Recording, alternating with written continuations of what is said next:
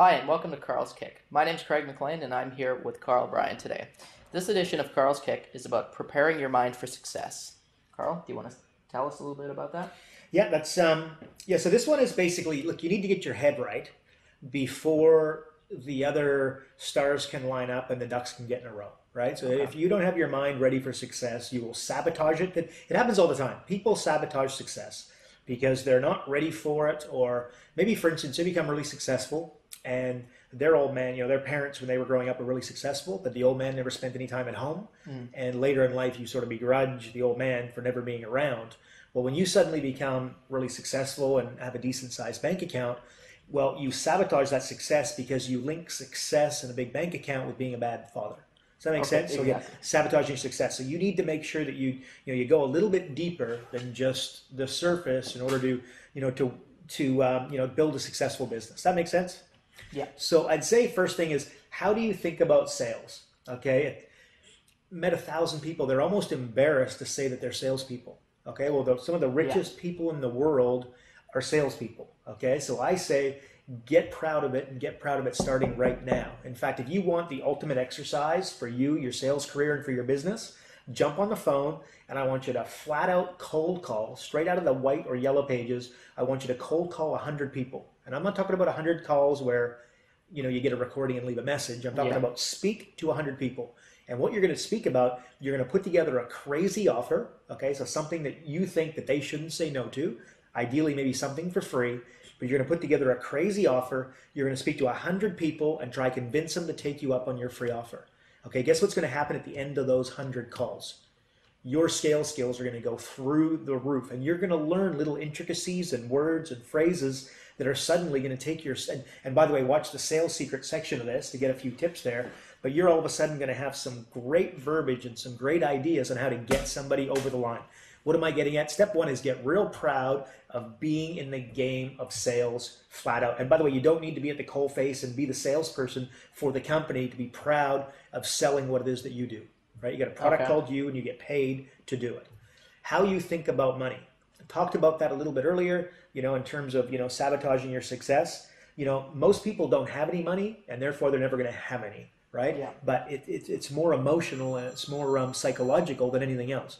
You need to make sure that you get your head right and understand that you deserve a high income. You deserve a high wage. You deserve to have a bank balance. Without meeting the people listening, I can tell you that 85% of the population have the same bank balance as what they had 5 years ago. Okay, Yeah. and here's what happens. Let's say, for instance, that bank balance. Let's just use $5,000 as the example. That's what that Okay. person is used to having. Well, what happens when they get $10,000 or $15,000 in their bank account? They buy a car, they go on a holiday, they start spending too much time at the pub and not in the office. Yeah. Right? They sort of change their habits that got them to success. Exactly. It's weird. Okay, so all of a sudden, what you do is you like literally. You just bring yourself back to where you're comfortable. And then what happens when your bank balance is 5,000 in terms of psychologically, and then it falls back to close to zero, and you got to start talking about a line of credit? What's all of a sudden, what's that trigger point? Well, suddenly they start getting a secondhand job. They start working a little bit harder. They start coming up with ways and means to basically close some more deals to get their bank balance back up. So essentially, how you think about money has a massive is a massive factor in terms of your bank balance and your success moving forward. Yeah. And again, it's about preparing your mind for success long before we talk about building your business. So the next one I would say is, are you making enough sales mistakes? Okay, and the answer is normally no. Okay, it's like Brett Favre. Okay, and anybody's a football fan out there, this guy's probably annoying you at the moment because he retires every Yeah. what seems like every few weeks, but at the end of every season, then he comes back. But the bottom line is, guess who has more touchdown passes than any other quarterback in the history of football? Brett Brett Favre. Favre. Yeah. Guess who has the most interceptions of any quarterback ever to play the game? Right. Bang. Is that a surprise? And no, because the bottom line is he's out there having a red hot go. Okay. Michael Jordan used to say, basically, he wants to have the ball in his hands at the last second. And by the way, he gets, he's won the championships and he's a superstar. And we all sort of can picture him, sinking the three-pointer, at the clock's stringing, down towards zero. Yeah. But the reality is, and he's made a commercial around it, the fact that he missed 10 times as many of those shots as he ever made, Yeah. but he wants to put himself in that position. My question is, are you putting yourself in a position to get said no to? Okay, or most people sort of hide behind their desk and their computer and try to pretend like the real world's not really happening. Get out there and make some sales mistakes. You know, go out there, do the exercise earlier, phone 100 business people, and just try get them to say yes to your free offer. And by the way, a lot of them will say no to your free offer. It's weird. That's the way it will be, right? You can offer free gold to people, okay, and some people will say no because they think it's too good to be true. It's just the way it is, and that's fine. But you got to find a way to get as many people over the line as you possibly can. You know, there's a saying, you know, there's things you know, there's things you know you don't know, and things you don't know you don't know. Okay, well, you need to make sure that you're not linking something you don't know with something you don't know. And you need to make sure that you're not linking something your prospects don't know with something they don't know. Does that make sense? Yes. So from a sales perspective, you need to use an analogy, a story, an example that they can basically leverage off of to make sense. And I actually use this in the Sales Secrets segment as well. But it's, you know, I'm in Australia trying to teach a young Australian, 9-year-old to play ice hockey.